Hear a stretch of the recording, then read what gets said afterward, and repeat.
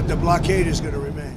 যুক্তরাষ্ট্রের president Donald Trump ইরানের সঙ্গে যুদ্ধবিরতির মেয়াদ বাড়ানোর ঘোষণা দিয়েছেন। একই সঙ্গে মার্কিন সামরিক বাহিনীকে ইরানের বিরুদ্ধে নৌ অবরোধ অব্যাহত রাখার নির্দেশ দিয়েছেন তিনি।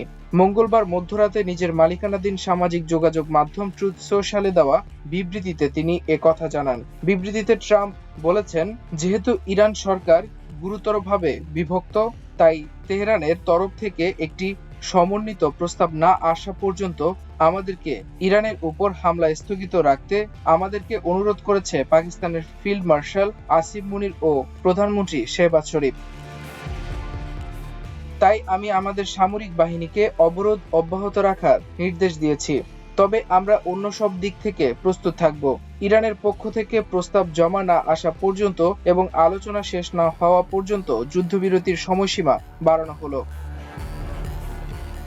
বর্তমানে পারস্য উপসাগরীয় অঞ্চলে উত্তেজনা অব্যাহত রয়েছে, বিশেষ করে হরমুজ প্রণালীকে ঘিরে। বিশ্বের অন্যতম গুরুত্বপূর্ণ এই জলপথে ইরান ও যুক্তরাষ্ট্রের মুখোমুখি অবস্থান বৈশ্বিক জ্বালানি নিরাপত্তা নিয়েও উদ্বেগ তৈরি করেছে।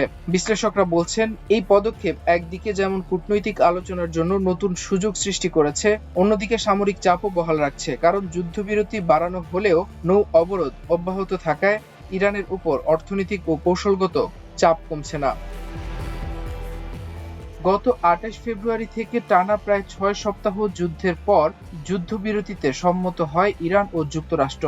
প্রেসিডেন্ট ট্রাম্পের ঘোষণা অনুযায়ী ওয়াশিংটন সময় আজ বুধবার সন্ধ্যায় যুদ্ধবিরতি শেষ হবে। পাকিস্তানের মধ্যস্থতাকারী একটি সূত্রের দেওয়া তথ্য মতে ২ সপ্তাহের যুদ্ধবিরতির সময়সীমা শেষ হবে ওয়াশিংটন সময় রাত ৮টায়, বাংলাদেশ সময় আগামীকাল বৃহস্পতিবার সকাল ৬টায়। যুক্তরাষ্ট্র যুদ্ধবিরতির মেয়াদ বাড়াবে না, একথা বারবার ট্রাম্প বলেছেন। এ সময়ের মধ্যে ইরানের সঙ্গে চুক্তি হয়ে যাবে এমন কথাও বলেছেন তিনি। তবে ইরানের বন্দরে মার্কিন অবরোধ তুলে নেওয়া হচ্ছে না। মূলত এই অবরোধের কারণেই দ্বিতীয় দফার আলোচনায় যোগ দিতে নারাজ ইরান। তেহরানের একজন কর্মকর্তা রয়টার্সকে বলেছেন, অবরোধ তুলে নিলে আলোচনায় বসার কথা বিবেচনা করবে তারা। সমঝোতার বিষয়ে অনিশ্চিত এই অবস্থায় শেষ পর্যন্ত যদি আলোচনা না হয় তাহলে আবার যুদ্ধ শুরুর শঙ্কা রয়েছে। সে ইঙ্গিত দিয়ে সংবাদ মাধ্যম সিএনবিসিকে ট্রাম্প বলেছেন, চুক্তি না হলে মার্কিন বাহিনী আবার ইরানে হামলার জন্য প্রস্তুত রয়েছে। ইরানের পার্লামেন্টের স্পিকার মোহাম্মদ বাগের গালিবাফের হুঁশিয়ারিও একই ধরনের। যুদ্ধক্ষেত্রে দেখানোর মতো নতুন কার্ড রয়েছে তাদের হাতে।